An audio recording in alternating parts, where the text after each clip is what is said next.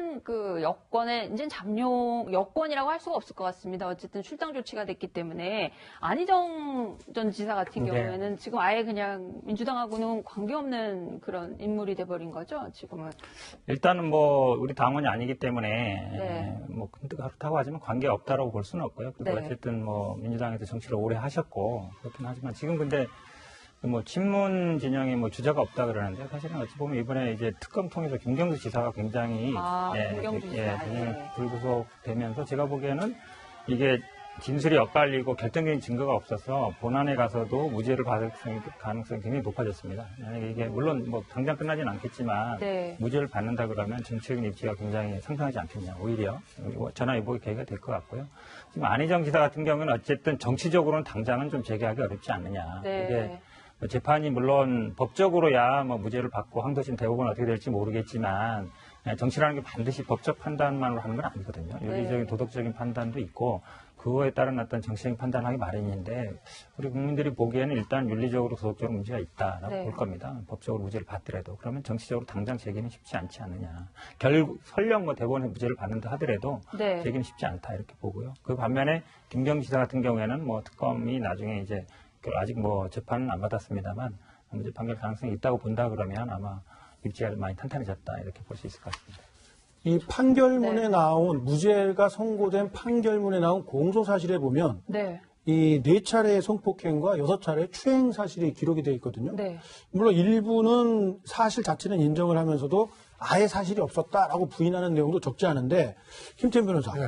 이 추행했던 장소들을 보면은 사람이 둘만 있는 공간도 있었지만 그게 무슨 집무실이라든가 뭐 자동차 안 또 사람이 있는 깜짝 놀랐어요. 뭐 이런 공개적인 장소에서도 이 추행을 공공연하게 했단 말이에요. 이런 걸로만 보면 물론 당사자들은 부인하고 있습니다. 안희정 지사는 전 지사는 부인을 하고 있는데 공소 사실이 이렇게 드러난 걸로만 보면은 이게 어떻게 무죄가 나오지 하면서 이게 상식적으로는 이해가 잘 안 돼요. 근데 제가 판결문을 사실 다 봤어요. 다 봤는데 일각에서는 반대 생각도 있을 수 있으나 저는 1심 재판부가 판단 제대로 했다고 보고 저는 항소심 대법원에서도 무죄 나올 가능성이 저는 90% 이상인 걸 봐요.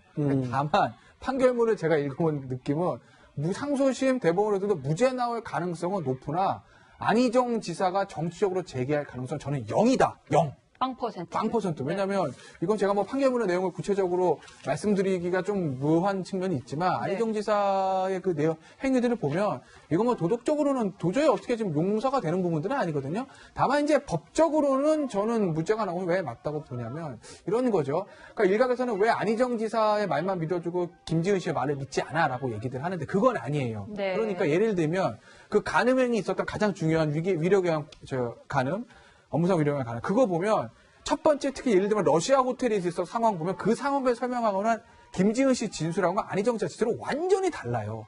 완전히 다릅니다. 그렇죠? 그런데 재판부는 뭐라고 그러냐면 야 김지은 네 말이 틀리고 안희정 지사 말이 맞아. 그러니까 무죄야가 아니라 그 상황에 대한 김지은 씨 진술 다 맞아. 근데 얘기를 들어보면 여러 가지 주변 상황을 들어보면 네 진술이 다 맞다고 하더라도 진술이 맞다고 하더라도 그건 업무상 위력에 의한 가능은 아니 이렇게 판단한 부분들이 있거든요. 그러니까 현행 법 테두리 안에서 못한다 그거죠. 그렇죠. 그래서 여러 가지 사실은 재판부가 굉장히 저는 이걸 보면서 또 뭘 느꼈냐면 야, 이거 판사 아무나 하는 거 아니구나. 왜냐면 너무나 꼼꼼합니다. 하다못해 러시아에서 있었던 문자 메시지의 시간 같은 것도 한국 시간으로 다 바꿔가지고 정말 문자 메시지 내용 하나하나 다 분석하거든요. 그러니까 어떻게 보면 저 사건이 판결문이 100페이지가 넘게 나오는 거예요. 그러니까 사실 뭐 김지은 씨 입장에서는 좀 억울할 수도 있겠습니다만 재판부 입장에서 김지은 씨의 말을 신빙성을 좀 덜 가게 할 수밖에 없는 여러 가지 그런 행동들이 있었던 건 맞아요. 제가 지금 방송에서 말씀드리기 좀 모호한 측면이 있는데 그렇기 때문에 저는 항소심 대법원 가서도 결과 바뀌기는 좀 쉽지 않아요. 저도 이제 비슷한 입장인데요. 결국은 이게 사법 체계의 문제입니다. 사법 체계가 뭐냐면 법의 문제가 아니고요. 기본적으로 입증 책임이 검찰한테 있어요. 근데 어느 정도 입증을 해야 되면 확신이 들 정도라 되는 거예요. 근데 검찰의 기소 내용이라는 건 결국은 김지은 씨 진술밖에 없거든요. 진술을 토대로 하면 이 말도 일리가 있고 이 말도 일리가 있으면 무죄인 거예요. 이 말이 정말 한 퍼센트로 따질 수는 없지만 정말 거의 한 8, 90% 맞다. 이 말은 거짓이다. 그러니까 쉽게 얘기하면 검찰 측 얘기, 김지은 씨 얘기는 정말 거의 8, 90% 맞는데 이쪽 그러니까 안희정 씨 얘기는 맞을 수도 있고 틀릴 수도 있다. 이 정도 돼야 유죄가 나는 거예요. 근데 지금 예를 들어 양쪽 얘기가 팽팽하다. 그러니까 민사사건 같은 경우에는 진짜 51대 49만 돼도 51% 사람이 승리하는 거거든요. 근데 형사는 안 그래요.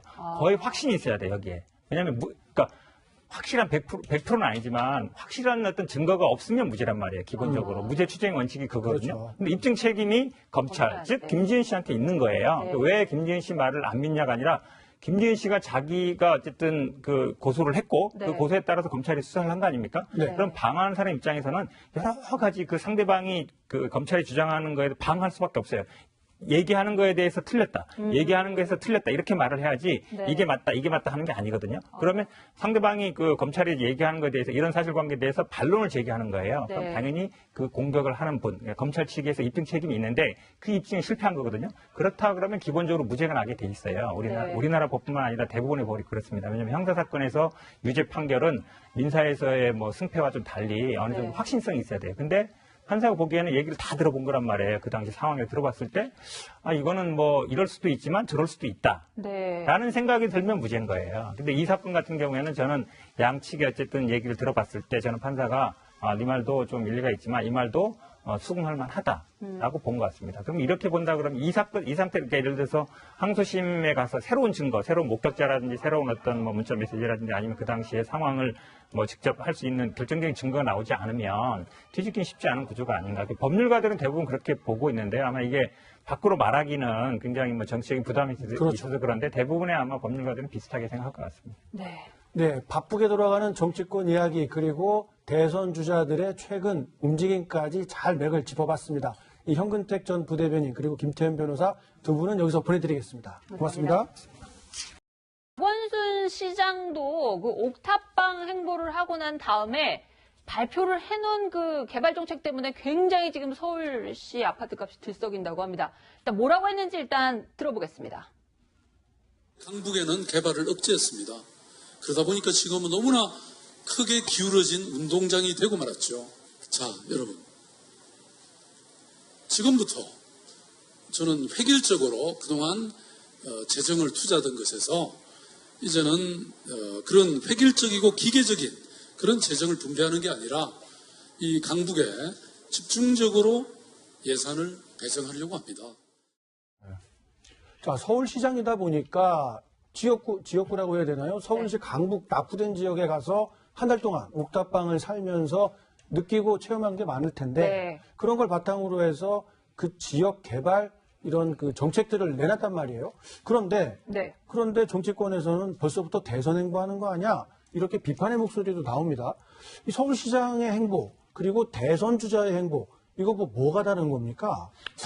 서울시장의 행보부터 따져보면 이제 지금까지 7차례 그 지방자치단체 선거를 하지 않았습니까? 네. 그래서 한 100명 정도의 이제 그 시도지사, 광역 시도지사가 나왔는데 많은 분들이 그 이른바 대권 후보로 거론됐지만 그 중에서 대통령 된 사람은 딱 한 사람밖에 없습니다. 그렇죠. 이명박 전 서울시장이에요. 그래서 그렇군요. 사실은 굉장히 어떻게 보면 좀 허무한 얘기이기도 하죠. 네.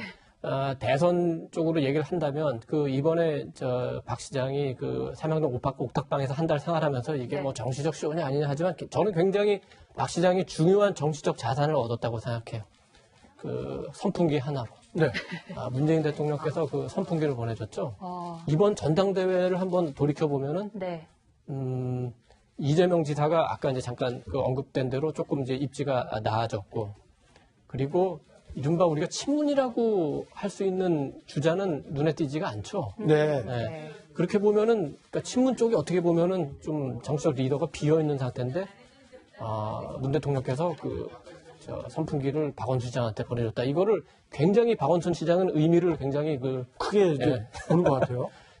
조금 부풀리기도 하는 것 같은데 그런 그 점은 있죠. 근데 다만 서울시장을 그 대통령 가는 길로 뭐 정치적으로는 그럴 수 있지만 정책적으로 이용한다는 거는 굉장히 그 바람직하지는 않은 겁니다. 네. 서울시장으로서 시정을 챙기다 보면은 그게 평가를 받아가지고 자연스럽게 그 국민들이 그 정치적 지도자로 인정하는 거지 그걸 프로젝트로 해서 그렇게 한다고 되는 건 아니거든요. 어쨌든 박 시장이 굉장히 유리한 위치에 그 올라 있는 건 사실입니다. 지금 그 대선 잠재적 주자 여론조사를 하면은 박 시장이 늘 그 여권의 잠재적인 주자 중에서는 최선두권 가운데 하나거든요. 그러나 어떻게 보면은 굉장히 그 박 시장은 운이 좋은 그 정치인 내지는 행정가였어. 처음에 그 서울시장 될 때도 안철수 전 대표가 굉장히 그 많은 역할을 했고, 네. 그다음에 재선 3선 되는 과정에서도 야당이 별로 그 맥을 못 쳤고 또 아주 뭐 강한 후보는 없었고 그래서 여기까지 순조롭게 왔는데 그런 운이 서울시장까지 운인지 아니면 박 시장이 원하는 대로